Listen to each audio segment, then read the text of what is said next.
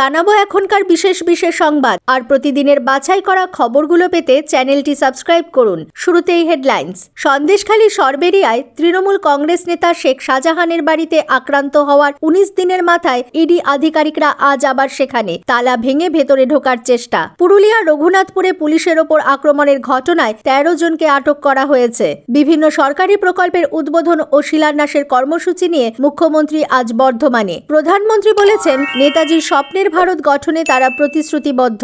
এদিকে মুখ্যমন্ত্রী বলেছেন নেতাজি যে পথে রাষ্ট্র পরিচালনার কথা ভেবেছিলেন দেশ এখন তার বিপরীতে চলেছে। উচ্চ মাধ্যমিকের অ্যাডমিট কার্ড দেওয়ার কাজ শুরু হবে এ মাসের 30 তারিখ। বঙ্গোপসাগর থেকে প্রচুর পরিমাণে জলীয় বাষ্প প্রবেশ করায় এবং শীতল বাতাস বাধাপ্রাপ্ত হওয়ায় দক্ষিণবঙ্গের জেলাগুলিতে আজ বৃষ্টির সম্ভাবনা। ইস্টবেঙ্গল আজ কলিঙ্গ সুপার কাপ ফুটবলের প্রথম সেমিফাইনালে জামশেদপুর এফসির মুখোমুখি। উত্তর 24 পরগনার সন্দেশখালী সরবেরিয়ায় তৃণমূল কংগ্রেস নেতা শেখ শাহজাহানের বাড়িতে আক্রান্ত হওয়ার 19 দিনের মাথায় ইডি আধিকারিকরা আজ আবার সেখানে গেছেন।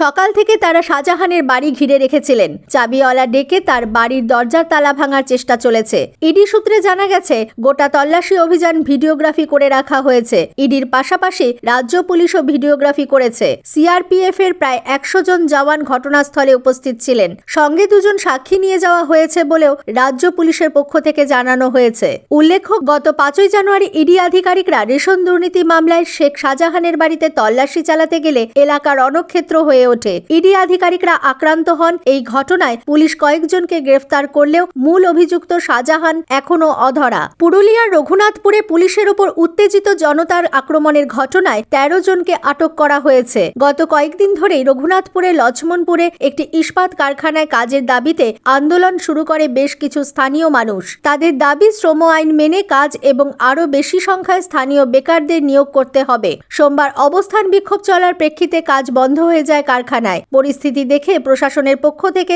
বিশাল পুলিশ বাহিনী নিয়োগ করা হয় এলাকায়। গতকাল পুলিশের সঙ্গে স্থানীয় মানুষের সংঘর্ষ বাধে। এই ঘটনায় স্থানীয় আইসি আহত হয়েছেন। তাকে দুর্গাপুরের একটি বেসরকারি হাসপাতালে ভর্তি করা হয়। এই ঘটনার পর এলাকায় ব্যাপক অভিযান চালায় পুলিশ। জেলা পুলিশ সুপার অভিজিৎ বন্দ্যোপাধ্যায় জানিয়েছেন মোট 13 জনকে আটক করা হয়েছে। তাদের জেরা করা হচ্ছে। যারা পুলিশের ওপর হামলা করেছে তাদের গ্রেফতার করা হবে। জলপাইগুড়ি জেলার বানারহাট ব্লকের দেবপাড়া চা বাগান বন্ধ হয়ে গেছে। ফলে কর্মহীন হয়ে পড়েছেন প্রায় 1200 জন শ্রমিক। গতকাল কাজে যোগ দিতে গিয়ে বাগানের শ্রমিকরা দেখেন অফিস বন্ধ। দেখা মেলেনি কারোর, এমনকি উপস্থিত ছিলেন না ম্যানেজারও, আসেনি কোনো আধিকারিকেরাও। দীর্ঘক্ষণ বাগান গেটে দাঁড়িয়ে থেকে খোঁজাখুঁজি করার পর তাদের সন্ধান না মেলায় বুঝতে পারেন কোনো রকম নোটিশ ছাড়াই পালিয়ে গিয়েছেন বাগান কর্তৃপক্ষ। উল্লেখ্য দীর্ঘদিন বন্ধ থাকার পর গত বছর 20 জুন এই বাগান খোলে। এরপর বিভিন্ন দাবি দাওয়া নিয়ে গত নভেম্বর মাসে থানা ঘেরাও এবং সড়ক অবরোধ করেছিলেন শ্রমিকরা। তাদের অভিযোগ নিয়মিত পারিশ্রমিক দিচ্ছে না বাগান কর্তৃপক্ষ। পশ্চিম বর্ধমানের আসানসোল পৌর নিগমের 28 নম্বর ওয়ার্ডের জাহাঙ্গীর মোল্লা এলাকার প্রায় 100 জন সংখ্যালঘু সম্প্রদায়ের মানুষ গতকাল বিজেপিতে যোগদান করে। এলাকার বিধায়ক বিজেপি নেত্রী অগ্নিমিত্রা পাল তাদের হাতে দলীয় পতাকা তুলে দেন। তিনি অভিযোগ করেছেন বিজেপিতে যোগ দিলে তাদের সব রকম সুবিধা থেকে বঞ্চিত করা হবে বলে শাসক দলের হুমকি উপেক্ষা করে স্থানীয় বাসিন্দারা তাদের দলে যোগ দিলেন। লোকসভা নির্বাচনের আগে দলীয় সংগঠনকে মজবুত করতে তৃণমূল কংগ্রেস বীরভূমের কোর কমিটি ভেঙে দিয়েছে। দলের প্রধান মুখ্যমন্ত্রী মমতা বন্দ্যোপাধ্যায় কালীঘাটে তার বাসভবনে নেতৃত্বের সঙ্গে সাংগঠনিক অবস্থা নিয়ে পর্যালোচনা বৈঠক করেন। সেখানে শেখ কাজলের নেতৃত্বে থাকা 9 জনের কমিটি ভেঙে 5 জনের নতুন কোর কমিটি তৈরি করা হয়েছে। বৈঠকের পর সাংসদ শতাব্দী রায় সাংবাদিকদের জানান নতুন কমিটিতে রয়েছেন চন্দ্রনাথ সিনহা, আশিস বন্দ্যোপাধ্যায়, বিকাশ রায় চৌধুরী, সুদীপ্ত ঘোষ সহ মোট 5 জন। কাজল শেখকে শুধুমাত্র নানুর ব্লকের দায়িত্ব দেওয়া হয়েছে। দলে গোষ্ঠী কোন্দল কোনোভাবেই বরদাস্ত করা হবে না বলে বৈঠকে মুখ্যমন্ত্রী স্পষ্ট জানিয়েছেন। অনুব্রত মণ্ডল খুব শীঘ্রই জেল থেকে বেরিয়ে আসবে বলে তিনি আশা প্রকাশ করেন এবং ফিরে আসার পর তাকে যোগ্য সম্মান দেওয়া হবে বলেও দলনেত্রী বৈঠকে জানিয়েছেন। উল্লেখ্য অনুব্রত জেলে যাওয়ার পরে জেলা সভাপতির পদ ফাঁকা রেখে দলনেত্রী জেলার দায়িত্ব নিজের হাতেই রেখেছিলেন। বঙ্গোপসাগর থেকে প্রচুর পরিমাণে জলীয় বাষ্প প্রবেশ করায় এবং সংলগ্ন ঝাড়খণ্ড ও ছত্তিশগড়ে শীতল বাতাস বাধাপ্রাপ্ত হওয়ায় দক্ষিণবঙ্গের জেলাগুলিতে আজ বৃষ্টির সম্ভাবনা। আলিপুর আবহাওয়া দপ্তর সূত্রে জানা গেছে ঝাড়গ্রাম, দক্ষিণ 24 পরগনা, পূর্ব ও পশ্চিম মেদিনীপুরে হালকা থেকে মাঝারি বৃষ্টির পূর্বাভাস রয়েছে। কলকাতা, হাওড়া, হুগলি, উত্তর 24 পরগনা পরগনা, পূর্ব ও পশ্চিম বর্ধমান, বাঁকুড়া ও পুরুলিয়া জেলাতেও হালকা বৃষ্টি হতে পারে। আলিপুর আবহাওয়া দপ্তরের অধিকর্তা গণেশ দাস জানিয়েছেন,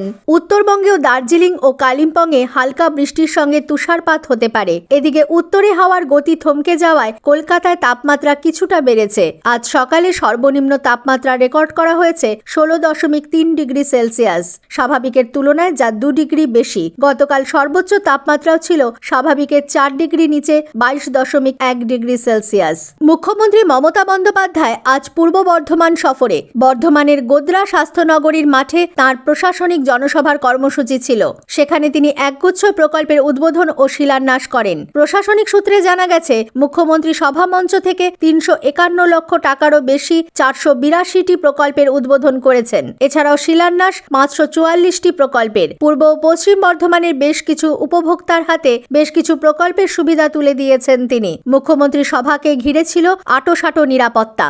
বন্ধের ডাক দিয়ে মাওবাদী নামাঙ্কিত একাধিক পোস্টার উদ্ধার হলো পুরুলিয়ার কোটশিলার মুরগুমা জলাধার এবং লাগোয়া এলাকায়। গতকাল স্থানীয় কিছু লোকজনের কাছ থেকে খবর পেয়ে সেখানে গিয়ে পোস্টারগুলি উদ্ধার করে পুলিশ। সিপিআই মাওবাদী নাম দিয়ে 27 ও 28 জানুয়ারি বন্ধের ডাক দেওয়া হয়েছে। একই সঙ্গে পোস্টারে আদিবাসী মহিলা ছাত্রীদের পুনরায় হোস্টেলে নিয়ে আসার এবং প্রাক্তন মাওবাদীদের চাকরির দাবি করা হয় বলে জানা গেছে। পুলিশ ঘটনার তদন্ত শুরু করেছে। প্রাথমিকভাবে পুলিশের অনুমান মূলত আতঙ্ক ছড়ানোর উদ্দেশ্যে স্থানীয় কিছু দুষ্কৃতী এই কাজ করেছে। উল্লেখ্য, কয়েকদিন আগে মাওবাদী শীর্ষ নেতা সব্যসাচী গোস্বামী ওরফে কিশোরদাকে বাঘমুন্ডির চাউনিয়া জঙ্গল থেকে গ্রেফতার করা হয়। বর্তমানে তিনি জেল হাজতে রয়েছেন। কেন্দ্র নেতাজি সুভাষচন্দ্র বসুর স্বপ্নের ভারত গঠনে প্রতিশ্রুতিবদ্ধ বলে প্রধানমন্ত্রী নরেন্দ্র মোদী মন্তব্য করেছেন। নতুন দিল্লির লালকেল্লায় গতকাল পরাক্রম দিবসের অনুষ্ঠানে যোগ দিয়ে তিনি বলেন, নেতাজি দেশের যুব সম্প্রদায়ের আদর্শ। এদিকে মুখ্যমন্ত্রী মমতা বন্দ্যোপাধ্যায় বলেছেন, নেতাজি সুভাষচন্দ্র বসু যে পথে রাষ্ট্র পরিচালনার কথা ভেবেছিলেন, দেশ এখন তার বিপরীতে চলেছে। তিনি গতকাল ময়দানে নেতাজির জন্মজয়ন্তীর অনুষ্ঠানে যোগ দিয়ে বলেন, সুভাষচন্দ্র বসুর মতো নেতা এদেশে আর হয়নি। দেশ স্বাধীন হওয়ার আগে নেতাজি যা বলে গিয়েছিলেন তা মানলে ভারতবর্ষ আরো উন্নত দেশ হিসাবে আত্মপ্রকাশ করতে পারত। এই প্রসঙ্গে কেন্দ্রের সমালোচনা করে তৃণমূল কংগ্রেস নেত্রী বলেন, প্রতিশ্রুতি দেওয়ার পরও তারা নেতাজির অন্তর্ধান সংক্রান্ত ফাইল প্রকাশ্যে আনেনি। রাজ্য সরকারের কাছে থাকা নেতাজির তথ্য সংক্রান্ত 64টি ফাইল প্রকাশ করা হয়েছে বলেও তিনি উল্লেখ করেন। অন্যদিকে রাজ্যের বিরোধী দলনেতা শুভেন্দু অধিকারী বলেছেন, নেতাজি দেশের প্রথম প্রধানমন্ত্রী হলে ভারত খণ্ডিত হতো না। দিল্লির কর্তব্য পথে নেতাজির মূর্তির প্রতিষ্ঠার মধ্যে দিয়ে প্রধানমন্ত্রী ভারতের এই বীর সন্তানের প্রতি শ্রদ্ধা জানিয়েছেন। সিপিআইএম কেন্দ্রীয় কমিটির সদস্য সুজন চক্রবর্তী 23শে জানুয়ারি জাতীয় ছুটি ঘোষণা না করায় কেন্দ্রের বিজেপি সরকারের সমালোচনা করেন। সাধারণতন্ত্র দিবসের প্রাক্কালে রাষ্ট্রপতি দ্রৌপদী মুর্মু আগামীকাল 25শে জানুয়ারি জাতির উদ্দেশ্যে ভাষণ দেবেন। উচ্চ মাধ্যমিকের অ্যাডমিট কার্ড দেওয়ার কাজ শুরু হচ্ছে। উচ্চ মাধ্যমিক শিক্ষা সংসদ গতকাল জানিয়েছে, ওই দিন সকাল 10টা থেকে স্কুলগুলি নির্দিষ্ট বিতরণ কেন্দ্র অ্যাডমিট কার্ড সংগ্রহ করতে পারবে। এরপর নিজেদের স্কুলে গিয়ে পরীক্ষার্থীদের অ্যাডমিট কার্ড সংগ্রহ করতে হবে। 30শে জানুয়ারি একই বিতরণ কেন্দ্র থেকে দ্বাদশ শ্রেণীর অ্যাডমিট কার্ডের পাশাপাশি একাদশের রেজিস্ট্রেশন সার্টিফিকেটও দেওয়া হবে বলে উচ্চ মাধ্যমিক শিক্ষা সংসদের সভাপতি চিরঞ্জীব ভট্টাচার্য জানিয়েছেন। এদিকে এবছরের উচ্চ মাধ্যমিক পরীক্ষার দিনগুলিতে দ্বিতীয় অর্ধে একাদশ শ্রেণীর পরীক্ষা নেওয়া যাবে বলে উচ্চ মাধ্যমিক শিক্ষা সংসদ এক বিজ্ঞপ্তিতে জানিয়েছে। নতুন সময়সূচি অনুযায়ী উচ্চ মাধ্যমিক পরীক্ষা সকাল 9:45 থেকে শুরু হয়ে বেলা 1টায় শেষ হচ্ছে। তাই দুপুর 2টো থেকে একাদশ শ্রেণীর পরীক্ষা নেওয়া যাবে। ইতিমধ্যে যেসব স্কুলে একাদশ শ্রেণীর পরীক্ষা নিয়েছে তাদের ক্ষেত্রে এই নির্দেশ কার্যকর হবে না। উল্লেখ্য, এবছরে উচ্চ মাধ্যমিক শুরু হচ্ছে 16ই ফেব্রুয়ারি, চলবে 29শে ফেব্রুয়ারি পর্যন্ত। কলিঙ্গ সুপার কাপ ফুটবলের প্রথম সেমিফাইনালে আজ ইস্টবেঙ্গল জামশেদপুর এফসির মুখোমুখি। ভুবনেশ্বরে কলিঙ্গ স্টেডিয়ামে খেলা শুরু হওয়ার কথা সন্ধে 7:30টায়। মোহনবাগানের বিরুদ্ধে গ্রুপ পর্যায়ের শেষ ম্যাচে 3-1 গোলে জিতে ইস্টবেঙ্গল আজ বাড়তি আত্মবিশ্বাসী। শেষ 4-এর লড়াইয়ে মাঠে নামতে চলেছে। ইস্টবেঙ্গল ও জামশেদপুর দুই দলই গ্রুপ পর্যায়ের সবকটি ম্যাচ জিতে শেষ 4-এ পৌঁছেছে। আগামীকাল দ্বিতীয় সেমিফাইনালে মুম্বাই সিটি এফসি ওড়িশা এফসির মোকাবিলা করবে। ফাইনাল হবে আগামী রবিবার। পশ্চিমবঙ্গের তাহুরা খাতুন খেলো ইন্ডিয়া গেমসের মেয়েদের 400 মিটার দৌড়ে ব্রোঞ্জ পদক জয় করেছেন। গতকাল এই প্রতিযোগিতায় তিনি তৃতীয় স্থান লাভ করেন। এই বিভাগে উত্তরপ্রদেশের রশনি যাদব সোনা এবং কর্ণাটকের রূপশ্রী রৌপ্য পদক পেয়েছেন। এর আগে মহিলাদের আর্টিস্টিক ব্যক্তিগত জিমন্যাস্টিক্সে পশ্চিমবঙ্গের সৌমিলি কারার রৌপ্য পদক লাভ করেন। এই বিভাগে তেলেঙ্গানার নিশিকা আগরওয়াল সোনা এবং মহারাষ্ট্রের সারা রাউল ব্রোঞ্জ পদক লাভ করেছেন। স্থানীয় সংবাদ শেষ হলো।